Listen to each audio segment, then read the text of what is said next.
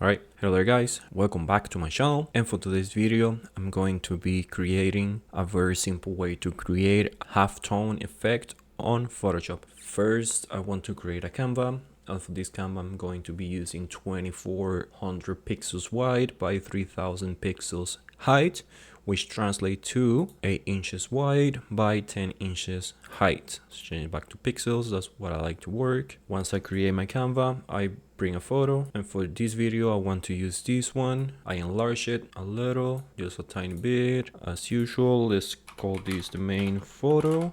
Let's hit OK. And even though as soon as you drag a new photo into Photoshop automatically converts into a smart object. But if later on I double click here, bring a new photo, I just choose this one randomly just for the sake of me explaining it to you, and I hit Control S to save it. Photoshop won't pass it to the main document, so let's close this.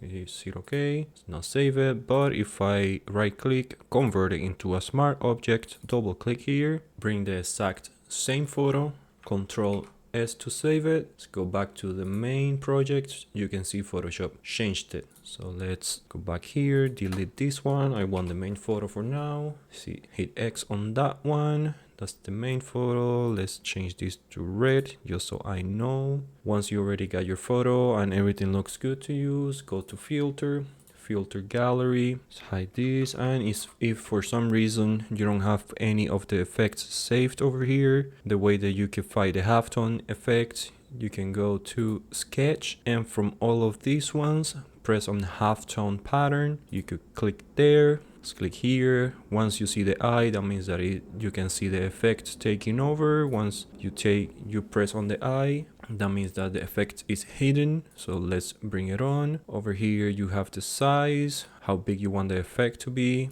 Here you have the contrast, and over here on the pattern time you have dot, circle, and line. But for this one I want the dot. Let's make it around 3.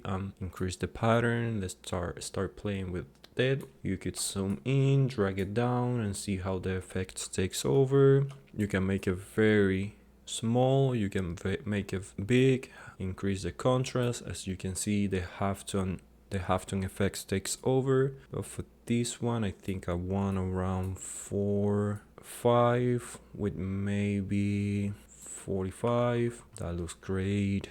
Let's hit OK. And as I explained before, so you don't have to bring a new photo and go to filter gallery once again. You just double click here. That's the main photo. Let's say I want this photo. Let's enlarge it a tiny bit, try to center it, press Ctrl S, and as you can see all of the effects takes over. And if you don't like how it looks, you can always come back to the smart object, delete that photo, bring a new photo, Ctrl S to save it, and you can see all of the effects pass over. And because it's a smart object, over here you have an arrow pointing down and pointing up. If you press it, you can see the smart objects here where it says filter gallery. Double click there, zoom out, and you can literally change all of the effects however you want them to look like. And so far so forth. But for this video, let's hit S here and undo all of that. Let's leave it here. I want that photo.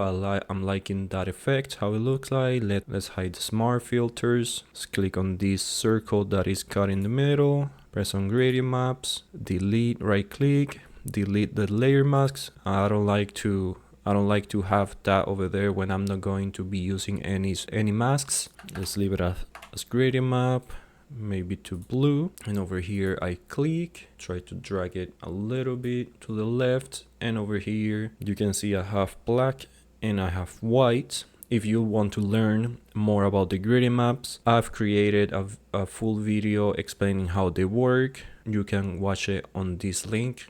So basically whatever is black, I can click here and it will change to the color that I choose. And same thing with the white, whichever color I use is going to change. So for this one I want to press on the whites. I can press over here and maybe change it to a red, something like that.